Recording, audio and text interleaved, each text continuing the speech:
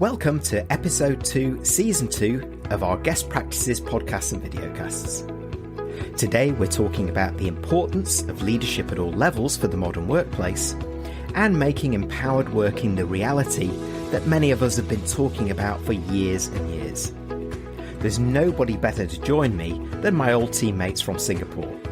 We have Thuy, Antonio and Ros, who represent many of those that I worked with in the 7 years based in Singapore. We talk about what needs to be in place at executive leader and organisational level to make this a reality, and what it feels like and can result in when getting it right. And of course, we discuss what happens if those things are not in place. Hello and welcome to this episode of Guest Practices. It's fantastic to welcome my old team. Hi, everyone. Hi, everyone. Hi, Jeremy. Well, it's not everybody actually, but I have representatives from that team. I have Antonio, Thuy and Ros, and today we're going to be talking about the importance of empowerment. But first, I guess what I really need to do is get an introduction from you all. So Ros, if I could start with you, what are you doing now and what did you do in our team? Right. So now I'm the senior business consultant with a global HR tech company.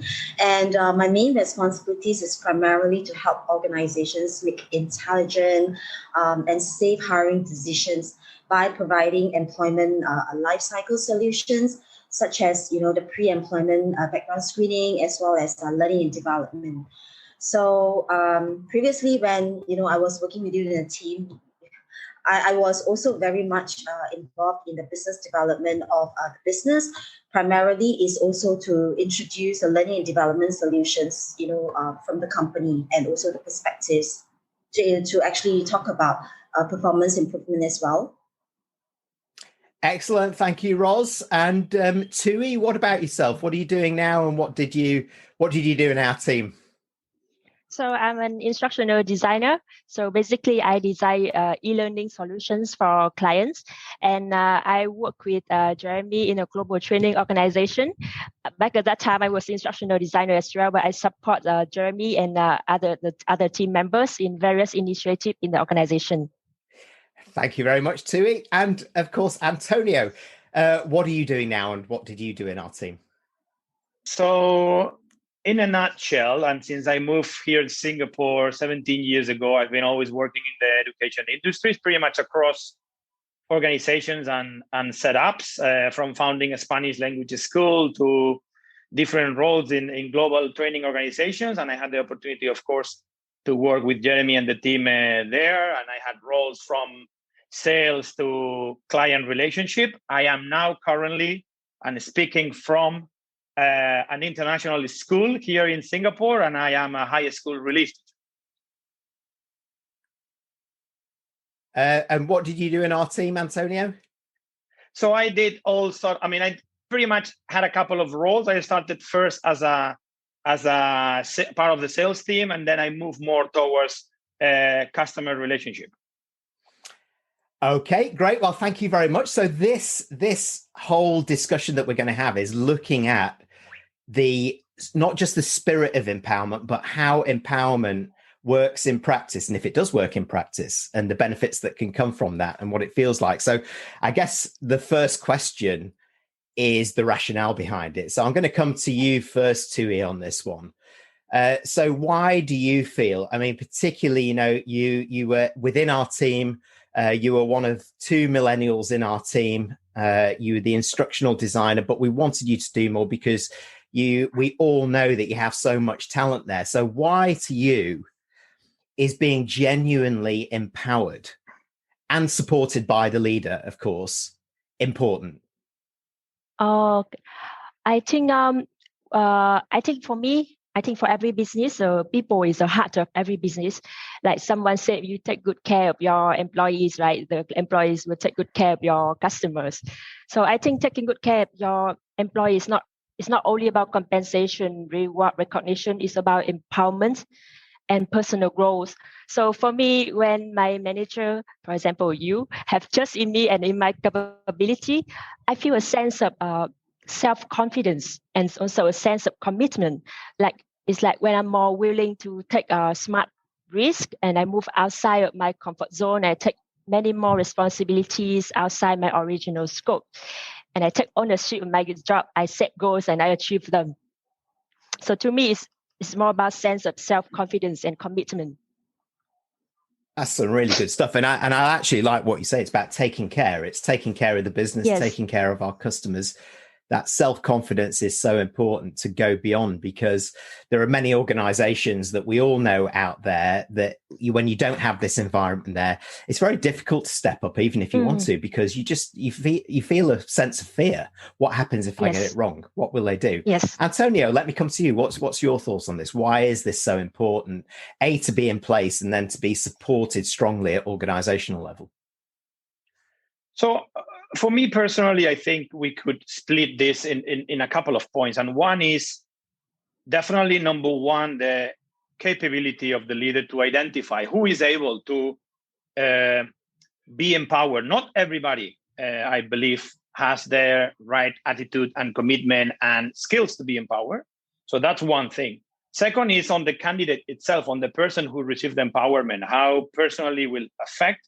It's not only about self-confidence, as Thuy mentioned, which I totally agree, but it's also about trust. Is your leader trusting you, giving you the opportunity to own a piece of the business that you are running together and creating that team atmosphere that is so important. If you allow me to add one more, I will say that once that is in place, then is the overall stakeholders of the business. And I'm talking about customers itself, because the customers, they will see it right away that you have been empowered, you have been the opportunity to excel and to do more at what you do. And I think that when all these points are in sync, then overall is definitely, as we say here, a win-win. You guys could have written this book too, I think. I believe so. I believe so. You know, actually, because for your version, yeah. For your second version, you might get some fresh ideas today, Jeremy. All right, thank you very much, Antonio. Yes, I You forgot, Jeremy. You were our coach and mentor, right? Remember? Well, yes, but that's part of it, and we'll probably come to that actually in another question, because that's all about the organizational sort of conditions and culture that comes in place. But maybe I'll just come back to one thing before I come back to you, Ros, on this, is that you do raise a very important point, Antonio, which is about who would like to, as much as who is able to step up. Because while we would like leadership at all levels to become a reality in our organizations, for some, it just won't suit them. They're quite, happy to be in the role that they are. They don't particularly want that, maybe, or they feel more challenged by it, or it might be the wrong timing. I mean, who knows? So I think that's it, is that there's a certain amount of identification that needs to happen first, and then a trust to unleash that person to actually give them the opportunity to do it. So, Ros, what would you add to that in terms of that, kind of why this is so important? Yeah, I mean, as a business development person, I talk to clients, I have conversations with clients all the time. So to add on to the point when Antonio talked about step up, so it was important because as an employee, if I have the power to step up, I'm able to make my own decisions and pave my own path towards a common success, as we are able to also help each other to create a better workplace culture, being a small team. And of course, the benefits as an employee is there's a sense of accomplishment, and I feel valued as well as, as an individual contributor, because I can see the support that my leader is giving me, and it really helps. A sense of community as well, the team spirit, and also a reminder that everyone is striving towards one unified goal, which is so important. It's not just about my success. If I'm able to close a deal, bring in a deal, it's actually a unified goal that we work together as a team, one team. So that makes me feel like I'm more willing to go the extra mile, not just for the team, for myself, and also ultimately for the whole business.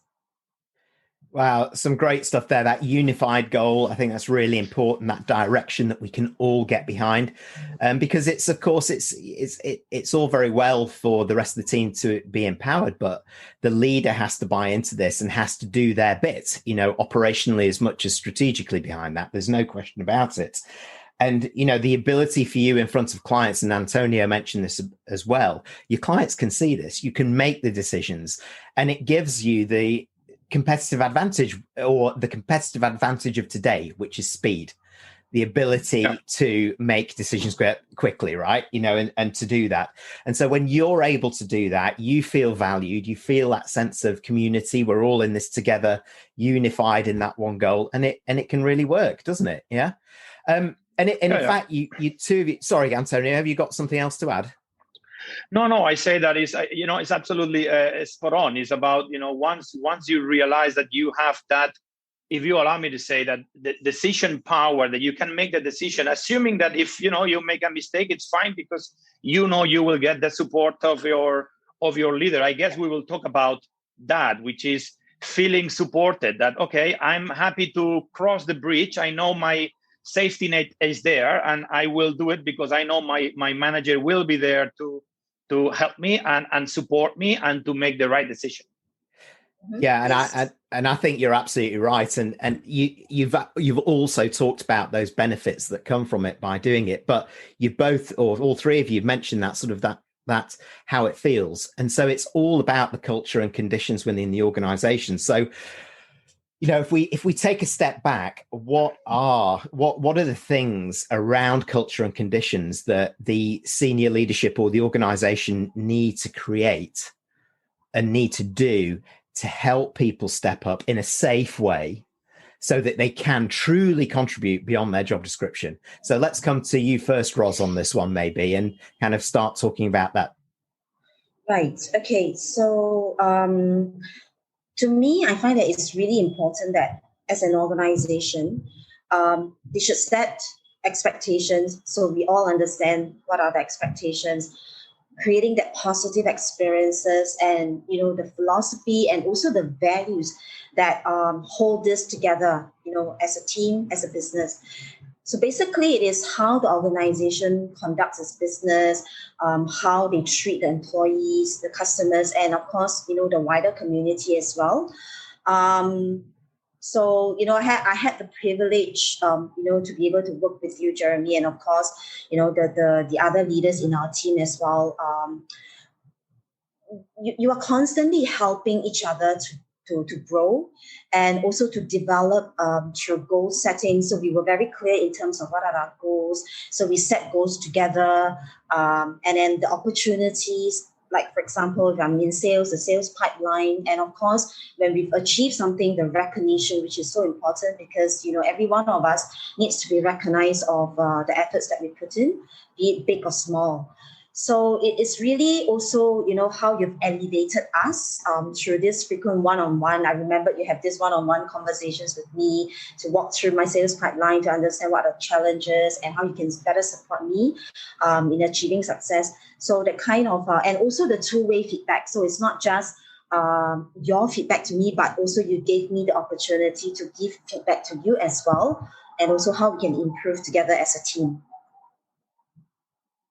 Yeah, really important. I think in terms of those conditions or cultural elements, that environment of support, being recognized actually for doing the right thing. So it's catching people doing it right. It's all too easy, isn't it, in business to start picking up on these things that don't work. Particularly, we know that we all went through tough times. We were a new business. We were trying to grow it. We did. But and I think it's in those times when you can really feel if it's an empowering culture, if it's one that's supportive, and if it's one that underpins that by true recognition, and so on, and also feedback, as you say, and two-way feedback. A leader being not too proud to be able to let their guard down, say, you know what, I don't know everything. I need feedback. I need help. We all bring something different to the party. So Thuy, maybe I can come to you also to add on to this in terms of those conditions and the, the culture. What does it feel like? What does the leader need to make this organization feel like so that leadership at all levels can be a reality, but also can thrive? You're muted, Thuy. Okay. So I think it will be the right condition, the right environment. It will be a dish with mixed ingredients. So we need a lot of factors to have a right condition for empowerment. I think you should start from the top with the leader. So I would like to have a leader who is very open, transparent, authentic, and have self-leadership and self-trust. Like something that you need to start with yourself first before you can begin it with others. So like Ross has mentioned, it's about having a leader who is transparent, supportive, provide transparent feedback, and recognize and reward your effort. And also he's got your back.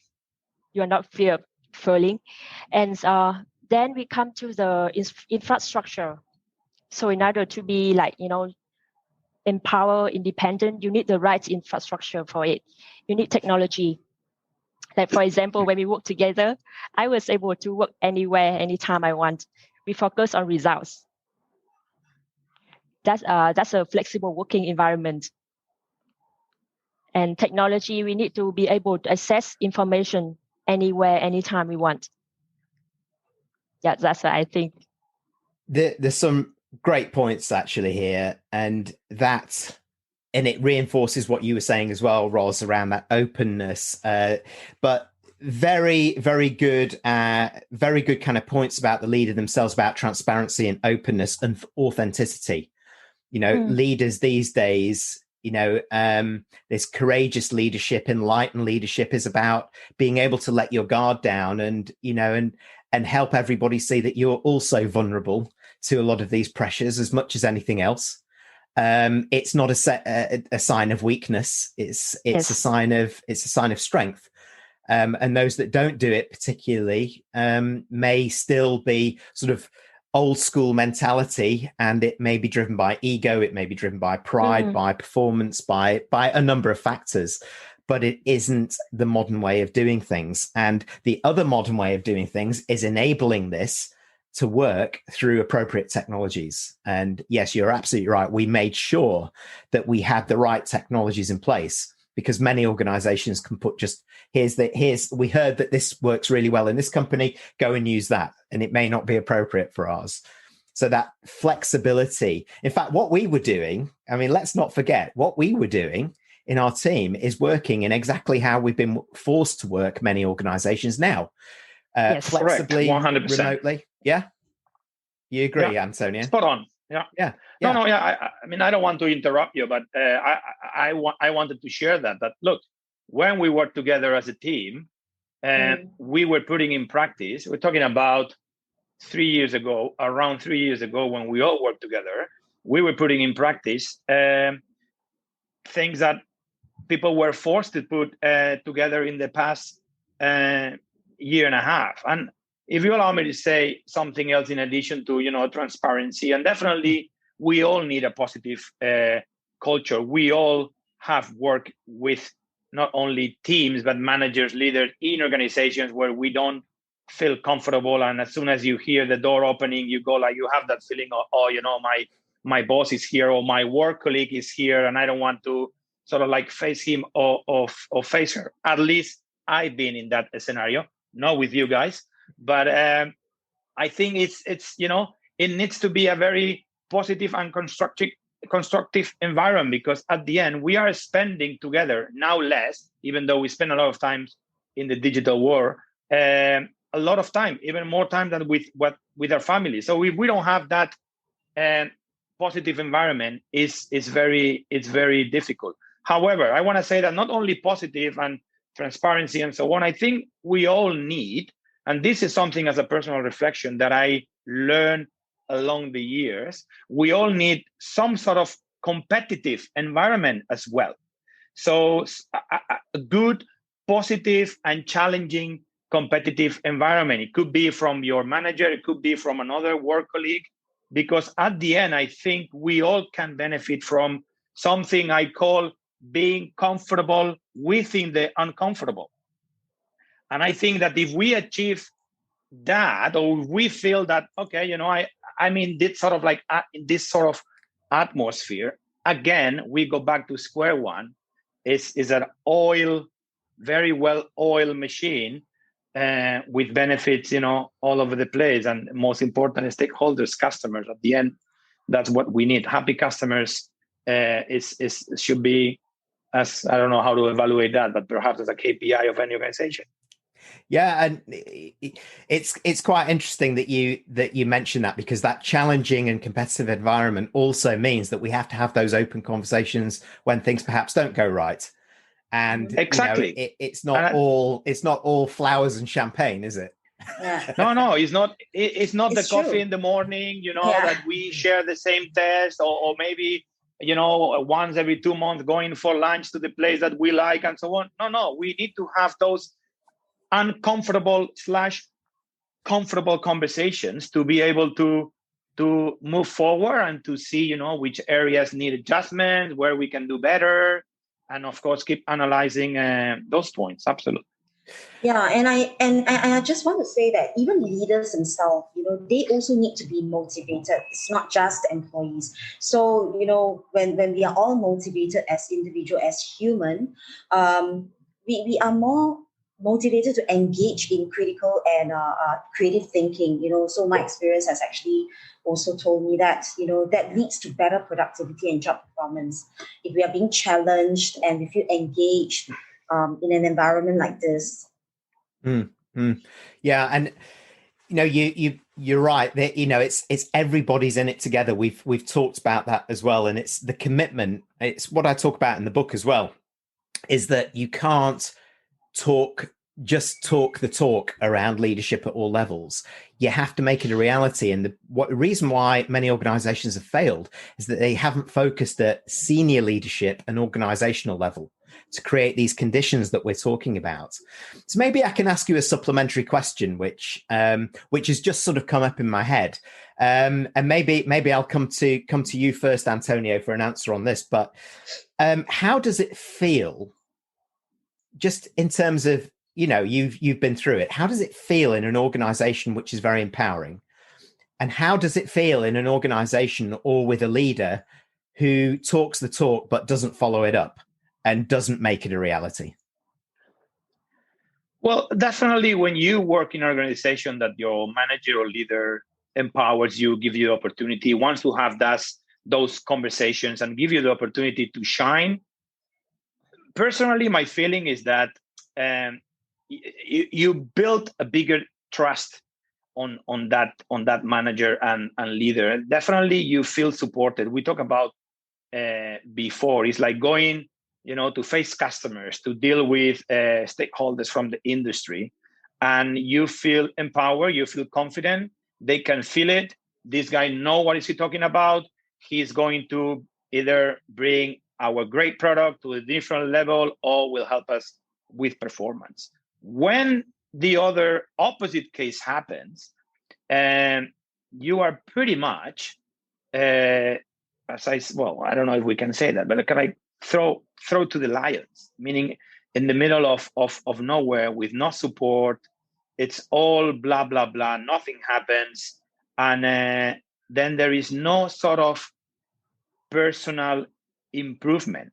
You will continue with your job, but then that is definitely sooner or later that organization will head to failure. It's a good point, and it feels very different. Even the way that you're describing it, when you're describing it, your voice changes when you're describing about. When you're reflecting absolutely. on those empowering organizations, you know, and then they're not. I know. No, and hey, we could go and on, and you guys know we have plenty of, you know, examples and scenarios, and I not because we are talking today, but I personally keep amazing memories and great experiences. And it was not a walk in the path. It was not a very sweet journey, but Jeremy, you know this very well. You and I had this conversation many times. I appreciate so much that kind of uncomfortable conversations, because at the end, if they are produced and managed in the right way, you just want, the growth and the benefit for everybody, and that is exactly what happened. And that's behind the growth mindset. It actually links, and I'll come to you next, Thuy, but it links to something else that you said about how you feel as part of that team and what you want to do, because it does relate to employee attraction, employee retention, and that sort of growth mindset. So Thuy, I'll ask you the same question. How does it feel, in an organization that gets this right, but how does it feel when the organization or the senior leader gets it wrong? I think I feel it in my motivation. In the organization where everyone is empowered, I feel a sense of, internal motivation, like internal commitment. In the organization, I can develop a sense of can-do attitude. I can make it a success. I'm free to experiment. I learn, I feel, and I can relearn. So, and at the end of the day, I feel a sense of job satisfaction. That I do what I like and do it well, and the best thing is that I'm rewarded for it. On the other hand, in an organization when you're not supported, maybe the compensation, the rewards is good, but it's just a external motivation. You lack of the sense of ownership, the lack of motivation, the internal motivation is missing. So I think it's very important that the organization has a workforce that is both internally motivated and externally motivated. Some great points. And your list is interesting, because you mention that sort of reward recognition from the monetary point of view. And yes. And that actually is something down the list from here, because it's the motivation, the commitment, the can do, the want to do it, the satisfaction, the sense of satisfaction that comes from having maybe a job and in an organization that's just more meaningful. And maybe that's all that we want. Yes, we want to be paid, but actually this stuff, when it comes down to it, it's why we leave an organization or why we might join it. Might not be the salary, right? So really good points. And Ros, what about yourself? Oh, sorry, go on, Antonio. No, I say that when you achieve that, then naturally, I think we will get that thought of what's next, what else I can do more. Yeah, regardless if it's or not in my job description. Hey, I was given the opportunity to do something different. I got the support from my manager and leader. I'm doing well. What's next? You become sort of like unstoppable, because you have that I know you are and you will be there to support me attitude from your manager and leader. You just reminded me, actually, one of the companies that I was in before I joined the company that we were all in, they very much valued empowerment as well. And they said there's just two questions that everybody in the organization should think about. What if, what next? And so you reminded me of that, because that's exactly it, is that it's try and innovate in your role, the what if, but what next? Don't slow down, build the momentum, with what you're doing, but you own it. That's it. Ros, what about yourself? How does it, how can you add to this? How does it feel with perhaps a leader who is very supportive around this? They have the traits that really make this a reality and help you feel comfortable, versus those that potentially don't, and that that may talk the talk but don't walk the walk. Right. So to add on to all the things that both Thuy and Antonio has shared earlier. So personally, I feel that if an employee, they can't trust their leaders, they feel unsafe. I mean, this is a normal human behavior, right? And so they will be unlikely to want to go above and beyond to help create a high performance organization, which what Antonio has talked about. They don't take ownership, right? So they will just do their job and do not want to go the extra mile. And of course, ultimately, this will impact and affect the business, where, the business can also experience poor customer service satisfaction, and also declining of repeat business, brand loyalty, so on, which can lead to declining profits. I mean, this is kind of like a circle that, if employees are motivated, they are really the assets of an organization. They are also the ambassadors of the company's brand. Then definitely you will have, better performance versus one that is not doing the right thing. So obviously, to me, I feel that trust is really very important and it's mutual. Yeah. And it just reinforces this whole thread of support, trust, authenticity at all levels, actually, isn't it? It's all of us stepping up and doing this. And you're so right to say that, some of the cost of getting this wrong, it starts to bleed over to customers and even other stakeholders, partners, collaborators, you name it, because they can see it. It's like we experienced when Antonio talked about it then. He was so up, when talking about, when this works, but then when reflecting on when it's not, it's like it's down. And you people can see that, right? Yeah. I mean, can you imagine? I've been doing sales. I'm in the role of a sales and I'm always in front of the customers. If I don't feel proud to belong to this organization, and if I can't take ownership of my role, having that conversation with the customers, they can feel it and they can even sense, whether are you the right person? Is this the right organization that I will want to partner with? Because basically we are really like, the ambassador of the brand, the company's image and everything that you can, name it. Yeah, agree. I think the challenge, nowadays with so much digital time that we put together, and maybe that's a question for you, Jeremy.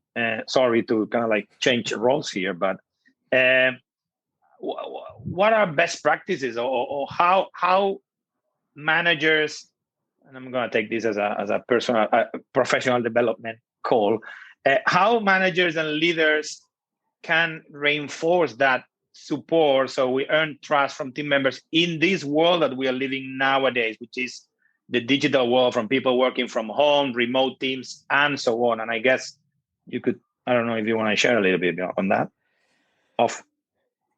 Well, yeah, it goes to something that Thuy said, which Thuy was talking about relearning and learning. And I'm a great believer in leaders unlearning 20th century habits and learning, relearning 21st century modern workplace leadership skills.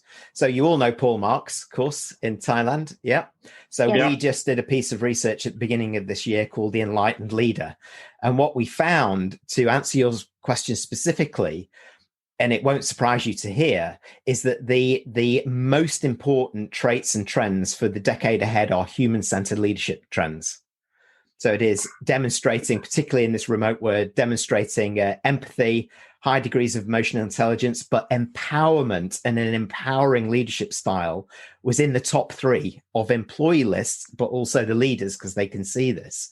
So actually, much more of the human touch, particularly if people are remotely, you have to get comfortable with the informal as much as the formal. The informal communications, the shooting the breeze at the beginning of a meeting, the picking up or a WhatsApp message that says, "Are you okay? I've not heard from you today."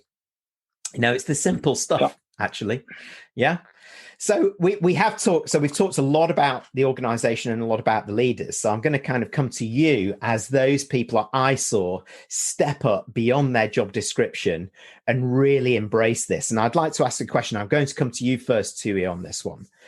And I think there is another point actually to raise, which has been unsaid but is represented on the screen here about our team, is this sense that we have no barriers between us so that we can work together. And if you look, we have a Singaporean, we have Vietnamese, we have Spanish, we have a British guy, we had Philippines, we had we had all of these.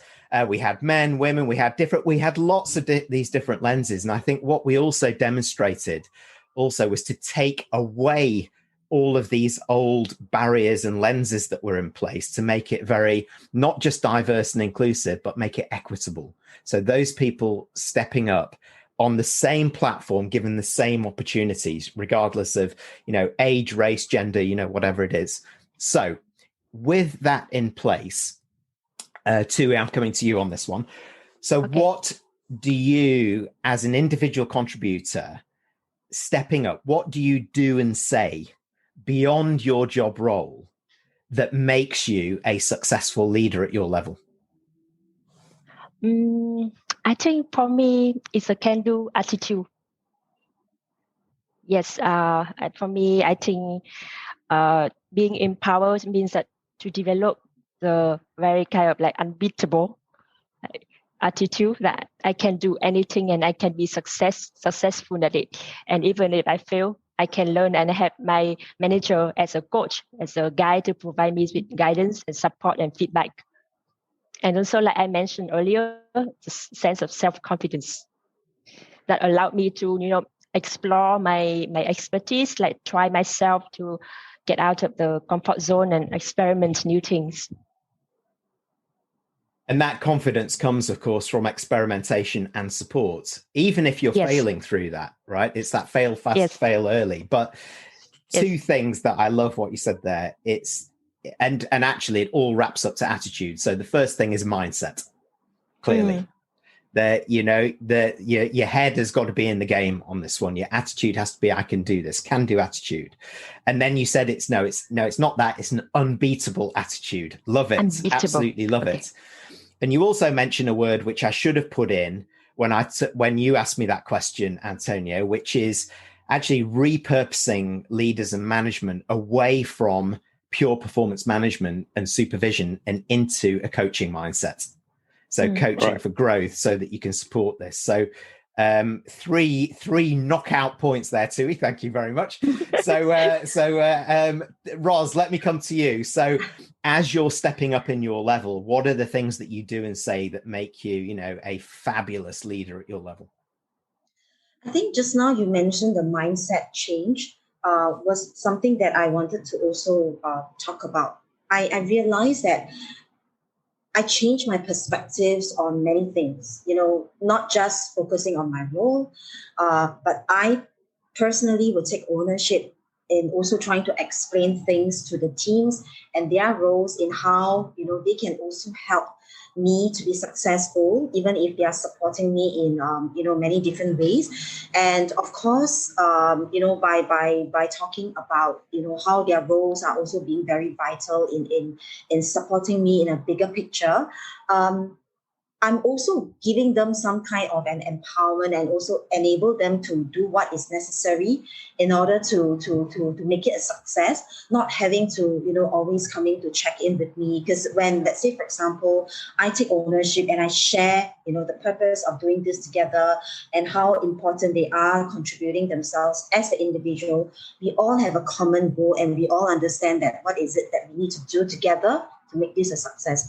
So similarly, I was also giving them that empowerment to do what is necessary to help me and support me as well. So I think my behavior, my mindset is also starting to change, even though I was an individual contributor, but working as a team, I think it is really important as well. So in a way, indirectly, I start to demonstrate certain leadership kind of a behavior, even though my role wasn't really a leader back then. Yeah. And I saw that from all of you, actually, because you all, it is exactly what it says on the tin. We all become leaders at our level. So it's not just stepping up, doing the tasks or the project. Actually, we're doing a lot of peer leadership, peer support. We're able to lead on certain projects. Somebody will take certain things forward, particularly, when we did events, for example, or when we did things, we'd have this thing and we had utter trust with each other. And that word keeps coming up, is that, we knew that if we could ask one of our colleagues, regardless of level, to do something, it would be done and it would be done well.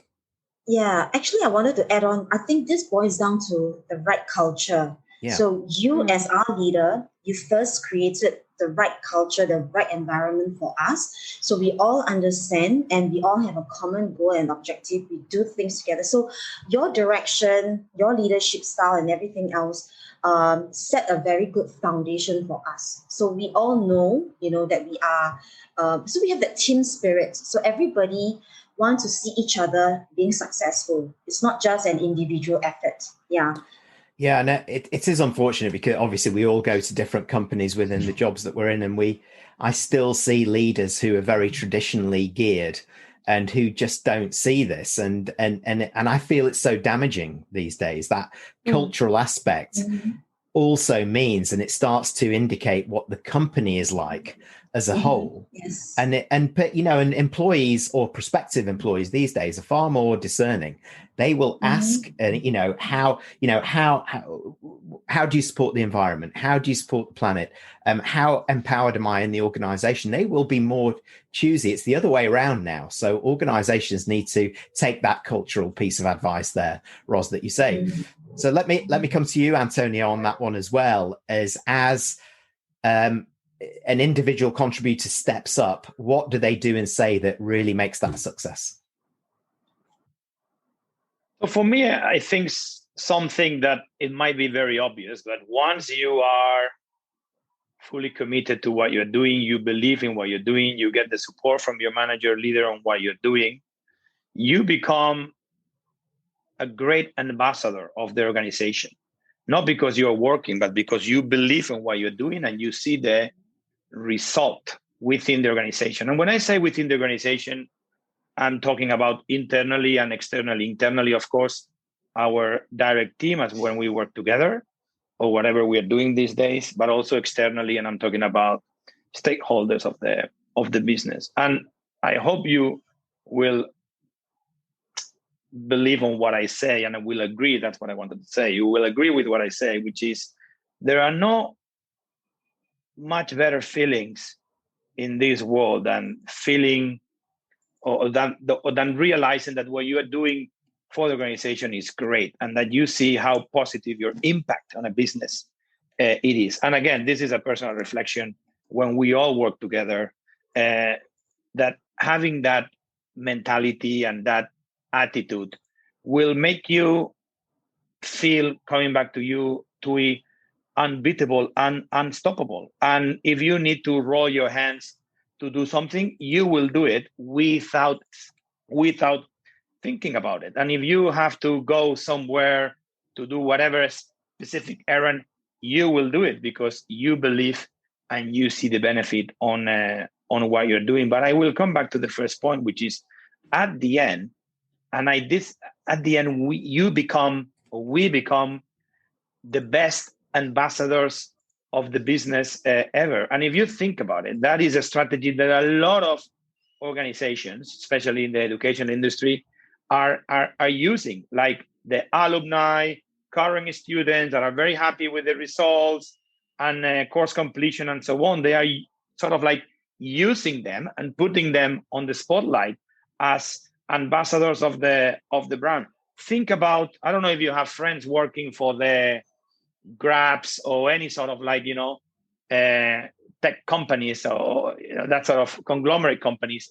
They talk marvelous about the company. So you have huge number of ambassadors out there, which makes you find out more about what this company is doing, and of course, why not joining. So I think it's more on going back to the human touch. What do you project as an employee of this company when you feel realized and when you really see the value? And that is something that I keep repeating where, people ask me, what did you do, this and that, and explain my journey here in Singapore.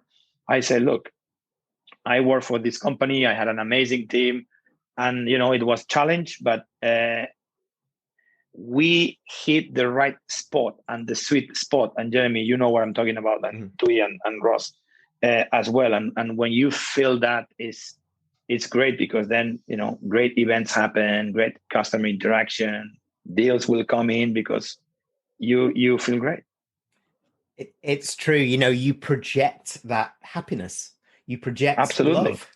It's not a word that we use in business much, but you love what you do, right? It's when it's exactly, it's the same situation as when you are at home. If you have, a happy life, great family, things are working well, we all have challenges. Definitely. This world is sometimes a nightmare. But if you're going to go home to a family environment and you have your kids and your family or your partner, whoever.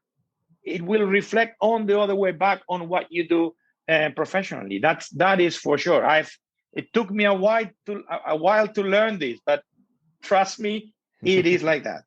Well, I think a good word to leave this will be being ambassadors, the best ambassadors that we can be for the business in front of customers, prospective employees, partners, collaborators, you name it. Yeah. So I think, we've gone a little bit further here, but I'd love to give you a few last words to share, the importance of this, or advice for other companies or other people watching this, of what you would advise. And Ros, I'll come to you first on this one.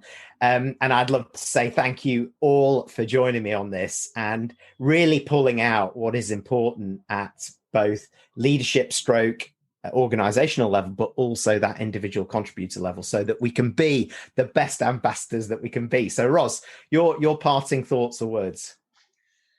Well, I think we've said a lot, we've covered a lot. All I can say is empowering leadership can really motivate your employees and fuel their creativity. So, all leaders and businesses should really be thinking about how to empower your employees and to also to give them the full support, especially right now with the whole COVID situation. I think the more we should really be coming together and really, be more positive about things and making things work in a very VUCA world. We're talking about, VUCA leadership, right? We are. And in fact, I talk about VUCAD leadership now, which is distributed, a D at the end. Yes. You heard it here first, folks. Yeah, but, kind of that motivated and being able to be more creative because we're released. Our brains are released a little bit. It's very important. Creativity leads to innovation. Innovation leads to growth. Antonio, your parting words or advice? Well, I think it's the task or the duty not only of the manager and leader to empower the team member, but also the team member to identify the opportunity and perhaps had that conversation with the manager and leader and say, hey, I want to do more. I think we could, help the business in this direction or the other. At the end, it will always be a decision from the manager or leader to, first of all, assess and conduct a proper scenario of where that particular team member can be empowered and can be excel. I wanted to say that more or less we all have some sort of like inner CEO inside us. Not everybody, but almost everybody. My daughter is not even 2, and she's showing great skills to be a future CEO. But in, jokes aside, I think in one way or another, we all should have the chance in our life, at least once, to be empowered and to be a leader. And I like that point. Another good point that you raised, that it can be bottom up as well as top down, but it goes back to the cultural point that we've all said. The culture has to be right to accept that. So Thuy, you get the platform for the final words here in terms of, what's your advice or your final thoughts about this topic that you'd like to share? I feel thankful for having been in the organization that's empowering me so much and make me who I am today. And I also hope that the leaders in organizations will adopt the empowerment leadership style to have more to create more success in their business. And for individual contributors, I hope that we can take ownership of what we do, not only at work, but also in our personal life as well. It's like you are captain of your own life. I love that. And I love the word captain, as you know, that captain of your own life. Yeah, this is where this journey started. Let's not forget, Thuy. So absolutely right. It's about life. It's about work. It's about, having the right conditions with the leader, Thuy, like you say, but it's also about having the right attitude. So look, thank you so much to Ros, to Thuy, to Antonio for joining me. It's been fantastic to talk again and to talk about what makes empowerment really work, what makes it work at leadership level, what makes it work at individual contributor level. Thanks so much for joining me. Goodbye. Thank you so much. Bye-bye. Thank you for having us, Jeremy. Take care. Bye-bye. Bye-bye. See you. Bye. Thank you for joining our Guest Practices videocast. Please do subscribe to our YouTube channel through the link below, or check out our website to access more in our current series of expert interviews.